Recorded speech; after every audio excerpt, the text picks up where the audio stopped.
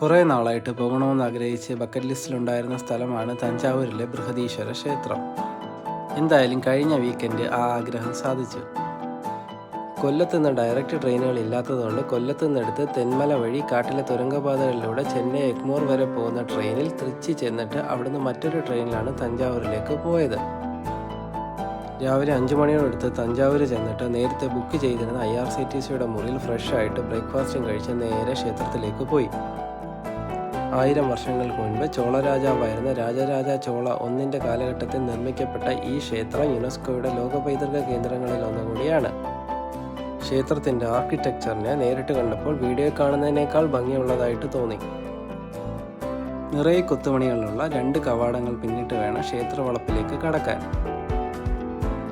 216 അടി ഉയരവും 14 നിലകളുമുള്ള ഈ ക്ഷേത്രം ദക്ഷിണേന്ത്യയിലെ ഏറ്റവും ഉയരം കൂടിയ ക്ഷേത്രമാണ്.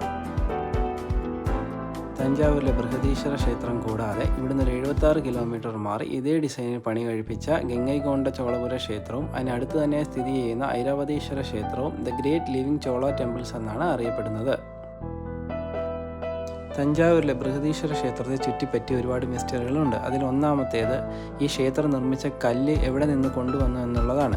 ആ സമയത്ത് ഈ പരിസരത്തൊന്നും ഈ ടൈപ്പ് കല്ല് കിട്ടുന്ന കോറികൾ ഉണ്ടായിരുന്നില്ല. രണ്ടാമത്തേത് ക്ഷേത്രത്തിൻ്റെ മുകളിലുള്ള 80 ടൺ ഭാരമുള്ള കല്ല് അവിടെ എങ്ങനെ കയറ്റി എന്നുള്ളത് ഇന്നും ഒരു മിസ്റ്ററി ആയിട്ട് തന്നെ തുടരുന്നു. ഇടയ്ക്കിടയ്ക്ക് ക്ഷേത്രത്തിന് ചുറ്റും ചുറ്റിക്കറങ്ങി പറക്കുന്ന പ്രാവുകളുടെ കാഴ്ച അടിപൊളിയാണ്. അക്കാലത്ത് ചോള സാമ്രാജ്യത്തിൻ്റെ തലസ്ഥാനവും തഞ്ചാവൂർ തന്നെയായിരുന്നു. ക്ഷേത്രത്തിന് ചുറ്റുമായി ചെറു പ്രതിഷ്ഠകളും ഇടനാഴികളും കാണാം. ക്ഷേത്രത്തിൻ്റെ വലതുഭാഗത്തുള്ള ഇടനാഴിയിൽ ശിവന്റെ പ്രതിഷ്ഠയാണ് ഉള്ളത്. ക്ഷേത്രം കണ്ടു കഴിഞ്ഞ് പിന്നെ പോയത് അവിടെ നിന്നൊരു 3 കിലോമീറ്റർ മാറിയുള്ള മറാത്ത പാലസിലേക്കാണ്. നായക് സാമ്രാജ്യത്തിൻ്റെ കാലഘട്ടത്തിൽ നിർമ്മിക്കപ്പെട്ട കൊട്ടാരവും കോട്ടയും പിന്നീട് തഞ്ചാവൂർ മറാത്താസിൻ്റെ ഔദ്യോഗിക വസതിയായി. ഇപ്പോഴും അവിടെ രാജകുടുംബാംഗങ്ങൾ താമസിക്കുന്നുണ്ടെങ്കിലും മ്യൂസിയവും ആർട്ട് ഗാലറിയുമായി നല്ലൊരു ഭാഗം തന്നെ പബ്ലിക്കിന് ആക്സസ് ഉണ്ട്.